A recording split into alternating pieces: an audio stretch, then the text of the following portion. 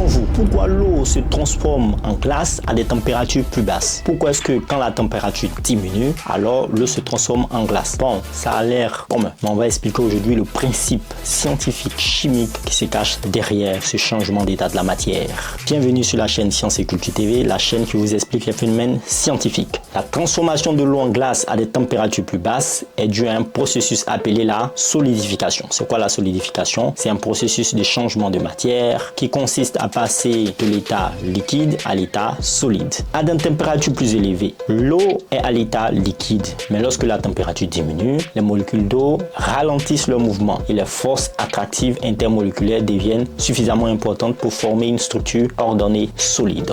Alors, il faut remarquer que lorsque il fait chaud, ça veut dire les molécules ont tendance à bouger plus vite. Donc, la chaleur est relative à l'agitation moléculaire. Donc, lorsqu'il fait plus froid, eh bien, les molécules ralentissent le mouvement. Du coup, elles se contractent entre elles. On va expliquer ça en précision. Déjà, les molécules d'eau. L'eau est constituée de molécules H2O. Ça veut dire 2 atomes d'hydrogène et 1 atome d'oxygène. Tout ce bloc forme de l'eau, H2O. On va parler maintenant de la force intermoléculaire. Qu'est-ce que ça veut dire? On va expliquer ça. À l'état liquide, les molécules d'eau sont en mouvement constant, mais elles sont également soumises à des forces intramoléculaires, telles que les forces de Van der Waals et des liaisons hydrogènes. Qu'est-ce que ces forces font en fait? En fait, ces forces tendent à maintenir les molécules d'eau ensemble. Voilà. Maintenant, nous allons parler maintenant du processus de refroidissement. Qu'est-ce qui se passe? Lorsque la température diminue, l'énergie cinétique de ces molécules d'eau diminue également, ce qui signifie qu'elles bougent moins. Les forces intermoléculaires, ça veut dire les forces de Van der Waals et les liaisons chimiques, deviennent alors plus prédominantes, donc vont prendre le dessus. Rappelons-nous, ces forces-là ont tendance à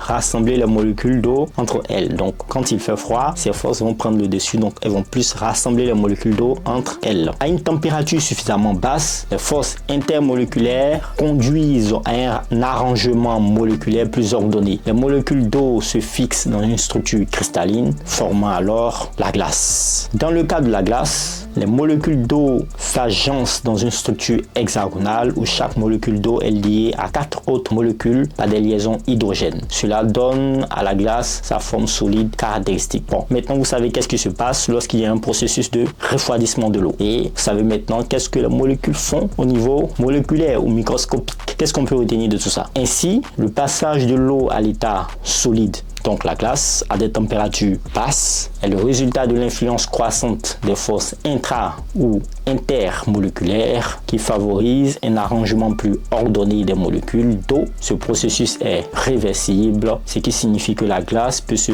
retransformer à nouveau en eau liquide lorsque la température augmente. J'espère qu'on a retenu beaucoup de choses et on a appris un peu de la chimie dans cette vidéo. Portez-vous bien, faites le plein de savoir, toujours.